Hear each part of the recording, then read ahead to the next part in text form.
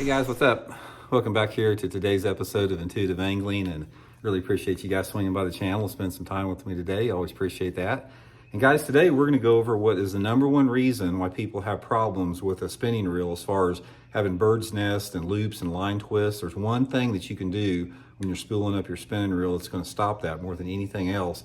Actually, there's a couple of different things, but there's one thing that is most important above anything else we're going to go over in today's video. Also, guys, just wanted to let you guys know about the Tackle Warehouse sale they've got on all their electronics right now. If you guys are looking to upgrade your electronics or get some different ones, they got some really good deals. I'll put my Tackle Warehouse link in the description. You guys lose that link, you can get you a good discount and help the channel out too. And also, guys, I would highly recommend, and I don't have any deal with these people, but out of all the electronics I've used, that Humminbird Helix is a really good unit. It's simple, it's very well priced. It's not a touch screen, it's got push buttons on there, super user friendly, and it's got 2D sonar and GPS. That's all you need, man, 2D sonar and GPS. Like I said, I've been really happy with it. Here's mine over here. I've got the 12 model here. They make it in several different sizes, but that's just what came on the boat when I got the boat, so I didn't have any other choice on that, but I've been really happy with it. And again, I'll put the link in the description if you guys want to look through the Tackle Warehouse site there. Okay, guys, let's talk about number one problem people have, the reason they have it. Now, I want to show you something here.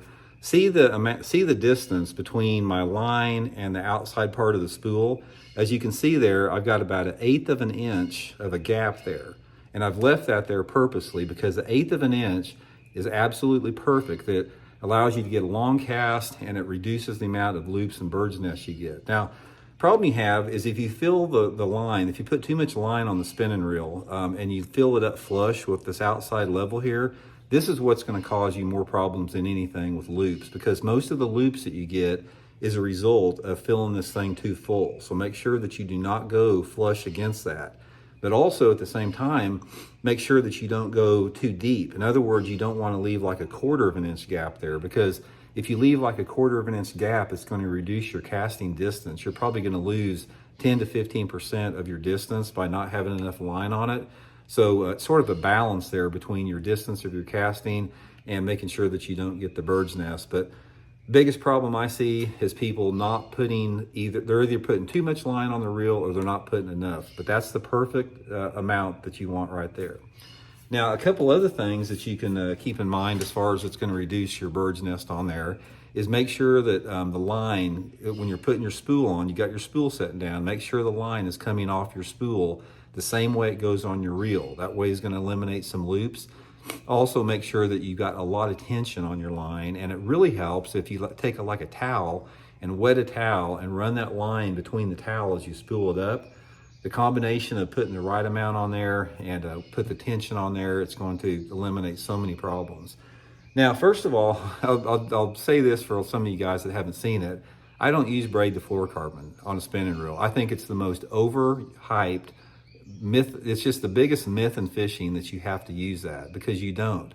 I've experimented with both, guys. I went through 2 seasons where I used nothing but braid to fluorocarbon and then all my straight fluorocarbon. And as far as the advantages, when you list 1, 2, 3, 4, 5 advantages versus disadvantages on using braid to fluorocarbon versus straight fluorocarbon is the way to go by far. And I think a lot of people, they see all these Elite Series pros and they see everybody using braid to fluorocarbon. They think that's just the deal.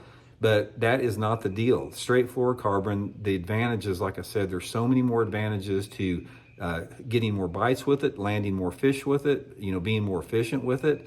And I think a lot of the big argument they have is, Randy, there are a lot of people say, Randy, you don't know what you're talking about. You're full of it. I just saw such and such up at the Elite Series at St. Lawrence River catch 20 pounds, on braid to fluorocarbon.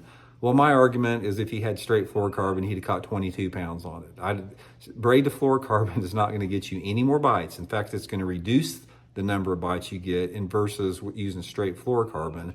So if you want to try both of them and you haven't experimented like I have, just take some of the tips I gave you there as far as spooling it up. Spool up some straight fluorocarbon line, fish it for 3 or 4 months, and then compare it for yourself. I think you're going to see that straight fluorocarbon is the way to go on a spinning reel. So anyway, try some of those tips I gave you. It's going to reduce a lot of frustration for you as far as getting those loops in there, and we'll talk later.